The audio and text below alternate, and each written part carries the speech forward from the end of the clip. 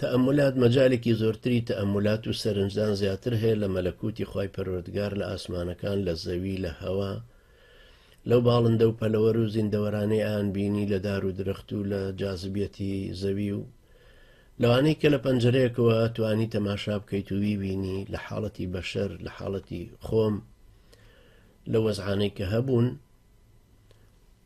بەڵام هەر ئیمانم پێی زیاتر ئەبوو بەوەی کە ئەم عبودیەتە گەری ئینسان ڕاست کە سەرڕاستانە لەگەڵ خوای پەروەردگارە بێ و عەبدێتی خۆی باش بسەلمێنێ پێویستی بە هیچ جۆرە وەسیلەیەکی مەخلوق نامێنێ، بە هیچ جۆرێک، بە هیچ جۆر و ڕادە و بڕێک پێویستیت بە غەیری خوای پەروەردگار نابێت، بەس بە شەرتێک خوا بناسی بە حەق بیناسی. هەڵبەتە من ناژڵم وا چاک ناسیومە، بەڵام زیاترم بۆ دەرەکەوت کە ئەم عبودیەتە زۆر ئینسان گەورەکە.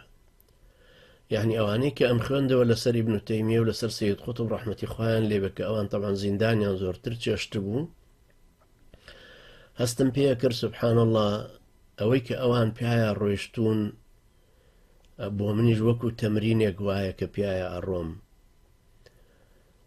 دایکی سەید خوا خێری بنووسێ بە مەحامیەکەیە بەرجی یەکەم و دووەم و سێهەمی مەجموعی فتاوای بۆ ناردبووم و بەرجی یەکەمیش عادەتەن ئەوانەی کە ئەزانن باس لە الحەمدولای رب العالەمینەکە، باس لە ئیاکە نەعبود و نەستەعینەکە، باسەکانی خواناسی و عیبادەتن.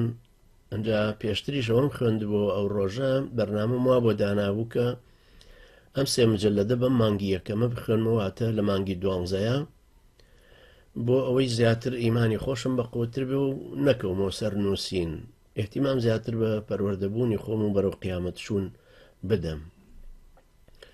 ئەوانەی کە خوێندبوومەوە لاپەڕەکانی سەرەتا کاڵم سەرەتاواتە پێش لاپەڕە سەد، یعنی کە هەر باز لەو عبودیەتە ئەکەن و باز لە وەسیلەکانی ژەکاتەوە کە ئەم عبودیەتت لەلا بەهێزترەکە.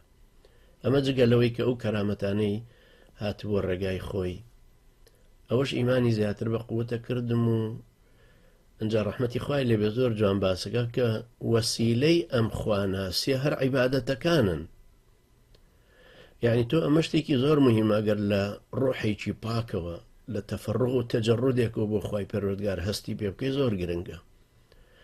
خوا بناسی بە حەقیقەتی، ئەنجا خوا بپەرستی بە ساغی و بە پاکی و بە نیەتێکی پاکەوە، خودی عیبادەتەکانت بۆ ئەبێتەوە بە وەسیلەیەکی تر بۆ زیادبوونی ئیمان و حەزی عبودیەتەکە. ئیتر ئەبن بە لازم و مەلزومی یەکتر، واتە ناسین و پەرستنی خوای پەروەردگار ئەبن بە لازم و مەلزومی یەکتر تا زیاتر خوا ئەناسی بە تەئەمل بە سەرنجدان لە مەلەکوتی ئاسمانەکان و زەوی لە مەخلوقاتی خوای پەروەردگار کە دروستی کردوون. بۆیە ئەو هەموو ئاەتانەژە بینی هەموو لاپەڕەیەکی قورئان سەرنجت ڕاکێشێ بۆ شتێک لەم مەلەکوتی خوای پەروەردگار. کە زیاتر خوا ئەناسی زیاترەی پەرستی، کە زیاتری پەرستی زیاتر خوا ئەناسی، ئەنجا ڕۆحت پاکترە بێتەوە، هەست بەم عبودیەتە باشتر ئەکەی، دوای هەست پێەکەی خوای پەروەردگار ئیرادەیەکی زۆر بەهێزی هەیە.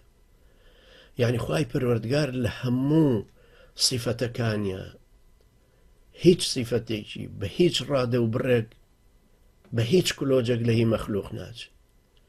ئاوا فێری ئەسما و سیفاتەبی، ئاوا بۆ دەرەکەوە کە هەموو مەخلوقاتی سەرزەمین کۆ ببنەوە پەی بە عیلمی خوا نابن، بەڵام عیلمی خوای پەروەردگار والله من وەرائهم محیط.